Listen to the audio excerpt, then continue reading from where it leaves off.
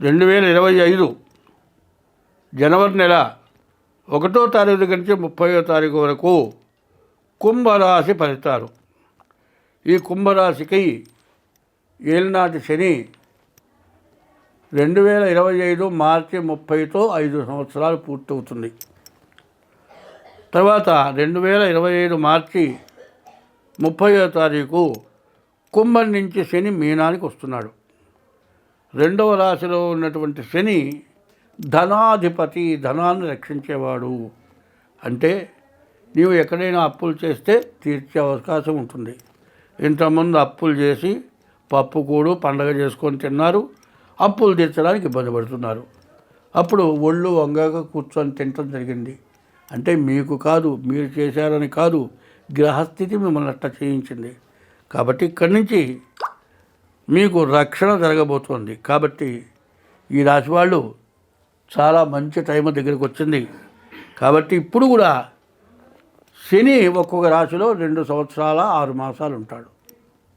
కాబట్టి ప్రతి రాశిలో ఉండగా కూడా శనికి 19,000 జపం చేయించుకోవడం, నల్ల నువ్వులు దానం ఇవ్వటం చేయాలి. శనికి 19,000 జపం, 1900 క్షీరతర్పణ 190 సార్లు హోమం, నల్ల నువ్వులు దానం ఇచ్చేయటం, ఇది పూర్తి ఆ రాశిలో ఉండగా శాంతి. అట్లాగే కుంభంలో మొదట్లో చేయించామండి అది కాదు, కుంభంలో చివరిలో కూడా చేయించండి 3 నెలల లోపల. తర్వాత మార్చి 30 తర్వాత కూడా శనికి జపం చేయించుకోండి. మీకు అప్పులన్నీ తీరి మీ ఆస్తులు మీ స్వాధీనమై మీరు అన్ని విధాలా సుఖంగా ఉండటానికి చాలా మంచి సమయం వచ్చింది. ఈ రాశి వాళ్ళకి ఇప్పుడు శుక్రుడు ఒక్కడు, బుధుడు ఒక్కడు తప్పితే ఎవరు బాగాలేరు. వ్యాపారస్తులు బాగుంది. మరి రాహు బాగుండటం చేత, శుక్రుడు బాగుండటం చేత వివాహం కాని వాళ్ళకి ఖచ్చితంగా వివాహం అవుతుంది. తర్వాత బుధుడు వల్ల వ్యాపారస్తులకి వ్యాపారం జరుగుతుంది. బుధుడు బుద్ధికారకుడు కాబట్టి మంచి కన్య వస్తుంది, మంచి వివాహం జరుగుతుంది.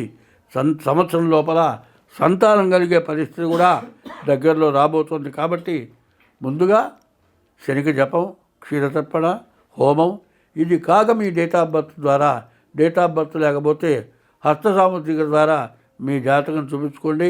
శని వల్ల ఇన్ని సంవత్సరాలు ఉన్నటువంటి అష్ట కష్టాలు తీరిపోయినాయి, దగ్గరలోకి వచ్చింది. కానీ మీ జాతక రీత్యా మీ జాతకం ఎట్లా ఉంది, ఈ ఫలితాలు ఎట్లా ఉన్నాయి, దాదాపు 2026 వరకు కూడా ప్రతి వాళ్ళు కూడా జాగ్రత్తగా ఉండాలి.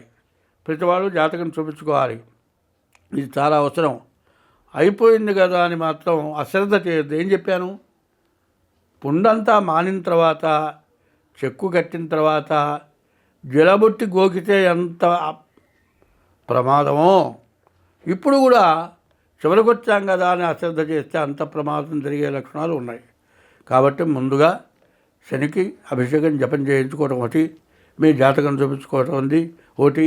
మీ జాతకంలో ఉన్నటువంటి సమస్యలు ఏంటో చూసి మీరు తగిన శాంతి చేసుకోండి. మీకు అవసరమైతే మేము నివారణ కూడా చేస్తాము, మీ జాతకాలు చెబుతాము, మీరు జాగ్రత్త వహించండి.